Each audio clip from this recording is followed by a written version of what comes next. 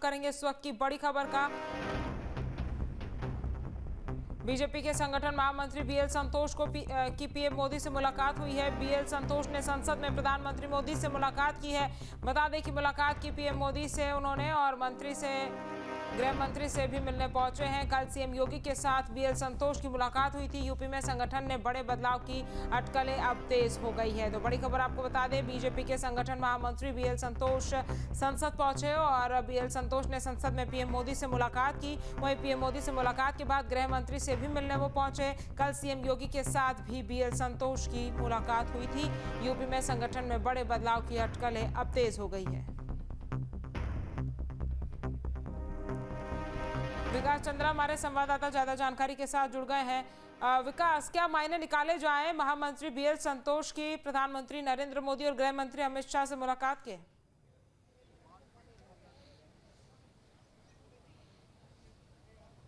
ये देखिए, लगभग एक साल से ज़्यादा का वक्त हो गया जब राष्ट्रीय अध्यक्ष का चुनाव टल रहा है। जो नड्डा हैं वो एक्सटेंशन के ऊपर हैं।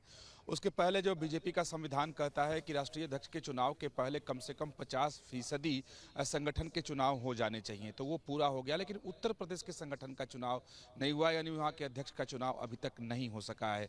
और 20% जो बीजेपी का इलेक्टोरल कॉलेज है उसका उत्तर प्रदेश से ही आता है। साथ ही प्रधानमंत्री उत्तर प्रदेश से आते हैं, वहाँ से वो सांसद हैं। कई सारे केंद्रीय मंत्री वहाँ से सांसद हैं। तो अब यह है कि अगर राष्ट्रीय अध्यक्ष का चुनाव हो जाए और उत्तर प्रदेश के अध्यक्ष का चुनाव न हो, हालांकि जिला अध्यक्षों की घोषणा कर दी गई है, कुछ संगठन का चुनाव वहां हो गया है, तो ये उचित नहीं होगा। तो उसके पहले उत्तर प्रदेश के अध्यक्ष का चुनाव होना है, उसके तुरंत बाद राष्ट्रीय अध्यक्ष का चुनाव है। तो माना जा रहा है बीएल संतोष पहले लखनऊ गए थे, वहां उन्होंने योगी आदित्यनाथ और वहां के संगठन के नेताओं के साथ बैठक की, बातचीत की। उसके बाद वो दिल्ली आए, तो थोड़ी देर पहले वो उन्होंने प्रधानमंत्री नरेंद्र मोदी से संसद भवन में मुलाकात की। उसके बाद वो गृह मंत्री से उनकी मुलाकात हुई और उसके बाद अमित शाह यानी गृह मंत्री, जेपी नड्डा और बीएल संतोष तीनों एक साथ गए और प्रधानमंत्री के साथ उनकी लगभग 1 घंटे तक बैठक चली।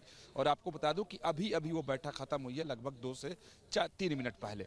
तो काफ़ी देर तक प्रधानमंत्री के साथ बैठक हुई। हालांकि आधिकारिक तौर पर यह नहीं बताया गया है कि इन बैठकों का एजेंडा क्या है, मुद्दा क्या है। लेकिन जिस तरीके से उत्तर प्रदेश के अध्यक्ष की नियुक्ति को लेकर सरगर्मी तेज है, राष्ट्रीय अध्यक्ष की नियुक्ति को लेकर सरगर्मी तेज है, तो माना जा रहा है कि ये तीनों लोग पहुंचे थे प्रधानमंत्री की सहमति के लिए, प्रधानमंत्री से एक तरीके से निर्देश लेने के लिए, क्योंकि तैयारी पहले ही की जा चुकी है। तो अब उम्मीद की जा रही है कि 1 से 2 दिनों में उत्तर प्रदेश के अध्यक्ष के नाम की घोषणा हो जाएगी और 14 दिसंबर के पहले राष्ट्रीय अध्यक्ष का चुनाव भी बीजेपी कराने की कोशिश करेगी।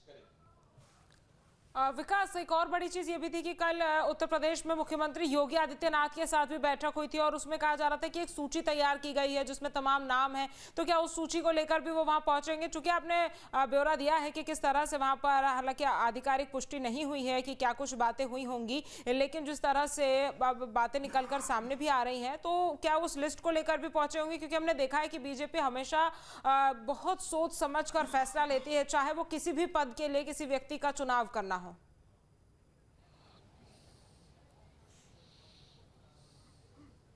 जी, निश्चित तौर पर देखिए, बीजेपी में कुछ भी बाय द वे नहीं होता है और किसी को इतनी अनुमति नहीं है कि अपने मनमानी ढंग से वो कोई काम कर ले।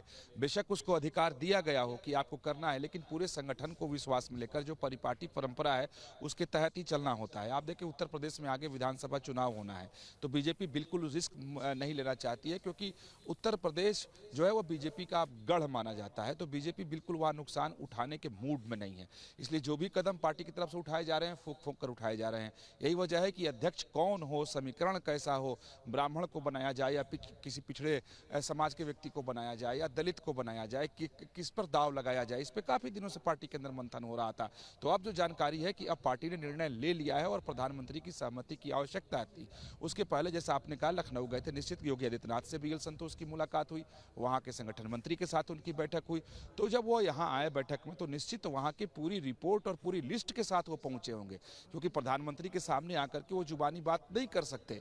उनको पूरे लिखित में वो लेकर आए होंगे कि आखिर वहाँ जो जिले के लेवल पर जो संगठन की व्यवस्था की गई है और जो मंडल के लेवल पे जो व्यवस्था है या उसके ऊपर राज्य के ऊपर जो व्यवस्था है वो किस तरीके से है, किसे अध्यक्ष बनाया जाएगा तो ज़्यादा फायदा होगा आने वाले समय में, उसका समीकरण क्या होगा, कैसे क्षेत्रीय और जातीय समीकरण को साधा जा सकता है। तो तमाम सारी ऐसी बातें हैं जिसकी पूरी जानकारी बीएल संतोष निश्चित तौर पर प्रधानमंत्री के सामने रखे होंगे। तो काफ़ी दिनों से पार्टी तैयारी कर रही है। तो अब जैसा मैंने पहले कहा था कि अब इस बात की संभावना बढ़ गई प्रधानमंत्री के इस बैठक के बाद जो अभी खत्म हुई है तीनों नेताओं की पीएम के साथ, कि अब उत्तर प्रदेश के अध्यक्ष के नाम की घोषणा बीजेपी की तरफ से कर दी जाएगी।